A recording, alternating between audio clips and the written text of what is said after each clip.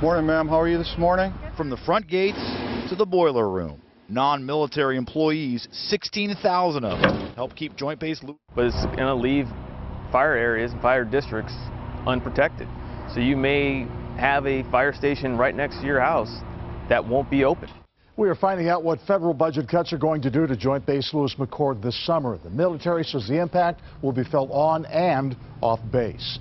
Think of a city like Everett telling everyone who works there to expect a 20% pay cut. Well, that's what's happening at Joint Base Lewis McChord, a base as big as Everett. Our South Bureau Chief Drew Mickelson looks at what that could mean. Drew. Well, Gene, these potential cuts are part of the sequestration gridlock out of Washington, D.C. We all knew they were coming, but now we know when, as soon as next month. And how many people will be affected? Some 10,000 civilians. They're going to be the ones impacted on the base, but anyone who drives past this section of I-5 will be impacted off JBLM as well.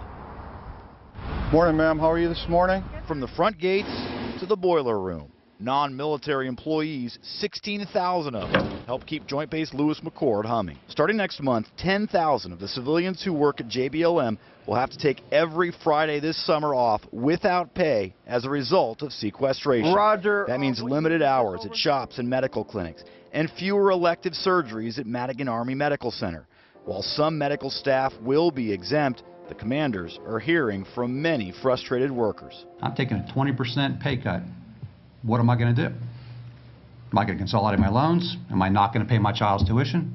Am I going to foreclose on my home? I'm not going to pay my car payment? What am I going to do? We do this because we want to provide the best possible service we can to our community, and our community just happens to be a military base. Base firefighter Scott Powers says furloughs could shut down 2 of their 6 stations.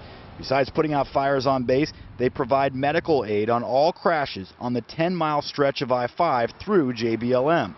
Powers says if they're furloughed, the base will be less safe, and surrounding communities will have to pick up the slack on I-5. Some of our response times may go down, and the number of stations that we have open may go down, but we will still provide the required security forces or fire services that we always have. Commanders are confident the base will stay safe. They're more concerned about the impact to morale.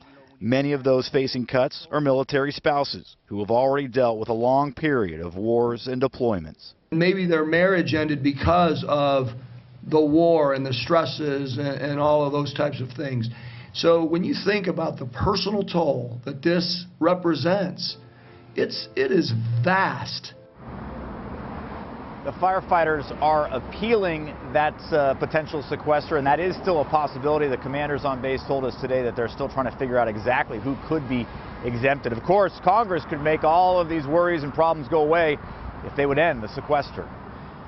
Live in DuPont, Drew Mickelson, King 5 News.